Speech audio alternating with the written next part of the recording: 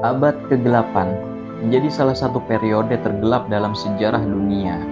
Setelah runtuhnya Kekaisaran Romawi Barat, Eropa seolah tenggelam dalam kekacauan, kebodohan, dan perang tanpa akhir. Kota-kota yang dulunya megah berubah menjadi puing, perdagangan terhenti, dan ilmu pengetahuan nyaris lenyap di bawah bayang-bayang dogma agama. Pada video sebelumnya, kita sudah membahas mengenai Pax Romana, yaitu era kejayaan Kekaisaran Romawi yang berlangsung selama kurang lebih 200 tahun. Dan dalam video kali ini, kita akan membahas tentang apa itu abad kegelapan yang terjadi setelah runtuhnya era Pax Romana.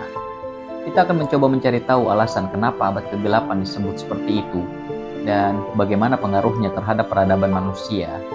Jadi siapkan waktu bersantai kalian, karena kita akan menjelajah lebih jauh dan lebih dalam ke masa lalu. Apa itu abad kegelapan?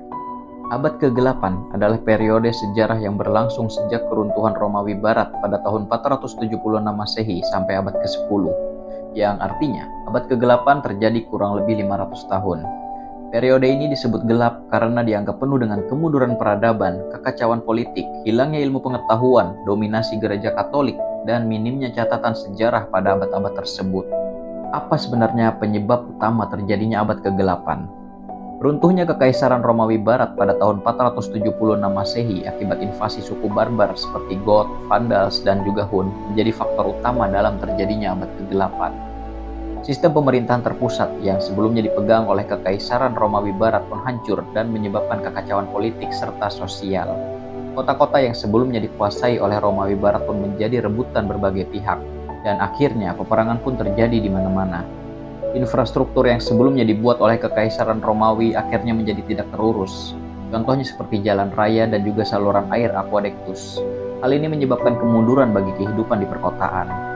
Akhirnya kota-kota besar yang sebelumnya menjadi pusat pertukaran kebudayaan, perdagangan, dan juga pendidikan mulai runtuh dan kehilangan fungsinya, sehingga banyak masyarakat perkotaan yang memilih untuk tinggal di pedesaan. Setelah keruntuhan Romawi Barat, gereja Katolik menjadi satu-satunya institusi yang memiliki struktur kuat. Gereja yang sebelumnya hanya menjadi tempat pusat keagamaan, kini mulai berubah fungsi menjadi pengendali politik dan pendidikan. Sayangnya, pendidikan di gereja saat itu menganggap banyak teks ilmiah dari Yunani dan Romawi tidak penting atau bahkan sesat jika bertentangan dengan ajaran gereja.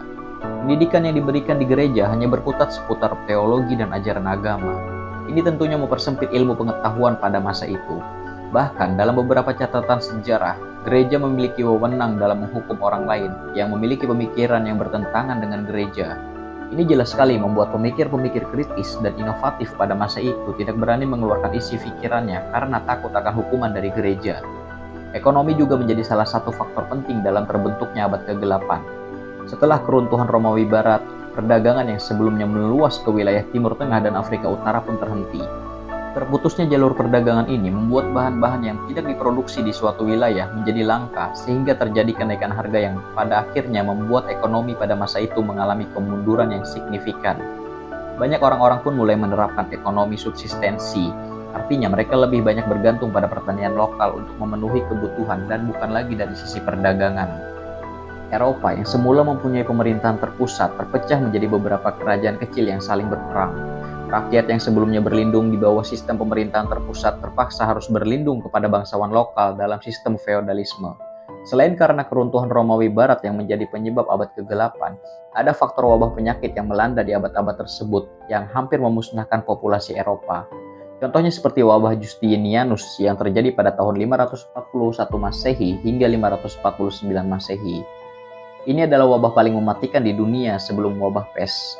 Menurut catatan sejarah, wabah ini memusnahkan sekitar 50 juta populasi manusia di Bizantium, atau tempat yang lebih kita kenal sebagai Konstantinopel. Selain itu ada wabah lepra yang terjadi dari abad ke-6 hingga abad ke-15.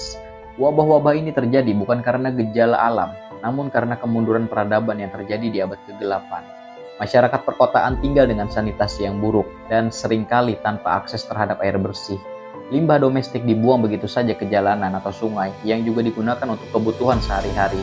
Kondisi ini menciptakan lingkungan yang sempurna bagi penyebaran berbagai penyakit mematikan. Selain itu, minimnya pengetahuan medis menyebabkan masyarakat tidak memahami cara mencegah atau menangani wabah. Akibat dari dogma agama saat itu, penyakit sering dianggap sebagai hukuman dari Tuhan, sehingga solusi yang ditempuh lebih bersifat ritual keagamaan daripada langkah-langkah kesehatan. Gereja memiliki pengaruh besar dalam memberikan penafsiran tentang wabah, dan berbagai tindakan seperti doa massal serta pengusiran setan menjadi respons utama masyarakat. Perdagangannya terputus dan peperangan berkepanjangan juga memperburuk situasi. Kota-kota yang sebelumnya menjadi pusat perdagangan dan interaksi budaya berubah menjadi tempat yang kumuh dan tidak terorganisasi. Sistem pemerintahan yang lemah membuat upaya koordinasi penanganan wabah nyaris tidak ada. Akibat dari semua ini, masyarakat Eropa mengalami krisis demografi yang parah. Banyak kota yang kehilangan separuh hingga lebih dari 2/3 penduduknya akibat berbagai wabah.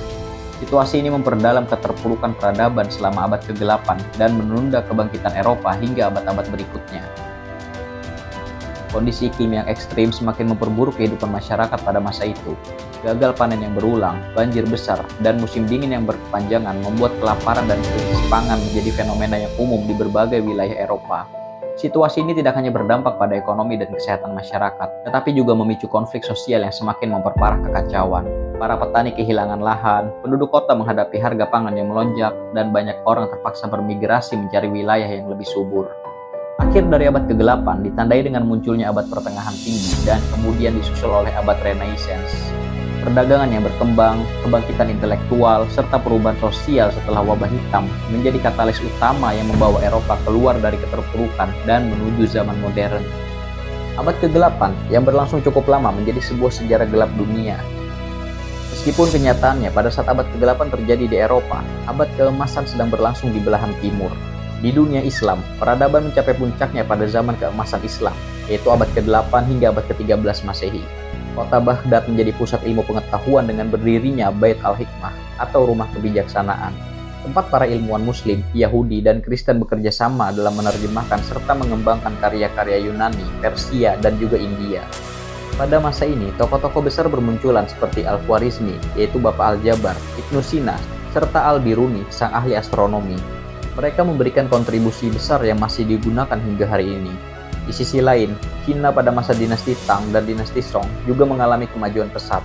Inovasi seperti mesiu, kompas, kertas, dan percetakan lahir dari negeri tersebut. Dinasti Tang terkenal dengan keterbukaan kebudayaannya yang menjadi salah satu pusat perdagangan dunia. Dinasti Song kemudian mengembangkan teknologi yang lebih maju seperti kapal besar yang memungkinkan perdagangan lintas samudera. Perbedaan kondisi ini menunjukkan bahwa perkembangan peradaban tidak merata secara geografis. Saat Eropa terjebak dalam konflik agama, wabah penyakit, dan stagnasi ilmu pengetahuan, dunia timur justru mengalami lonjakan kemajuan yang membawa perubahan besar bagi dunia. Setelah abad ke-8 berakhir, Eropa mulai terinspirasi oleh pengetahuan dari timur yang masuk melalui perdagangan dan perang salib, yang pada akhirnya menjadi salah satu pemicu abad pencerahan di Eropa. Sejarah ini memberikan pelajaran penting bahwa peradaban dunia selalu bergerak secara dinamis, dengan satu wilayah mungkin mengalami kemunduran sementara, sedangkan yang lainnya berkembang pesat. Oke, sampai sini saja video singkat mengenai abad ke-8. Transformasi abad ke-8 menjadi abad pertengahan tinggi dipenuhi dengan proses panjang yang akan kita bahas di video lainnya. Jadi buat kalian yang suka dengan sejarah, misteri, dan juga konspirasi, jangan lupa klik like dan subscribe. Dan terima kasih sudah menonton sampai habis.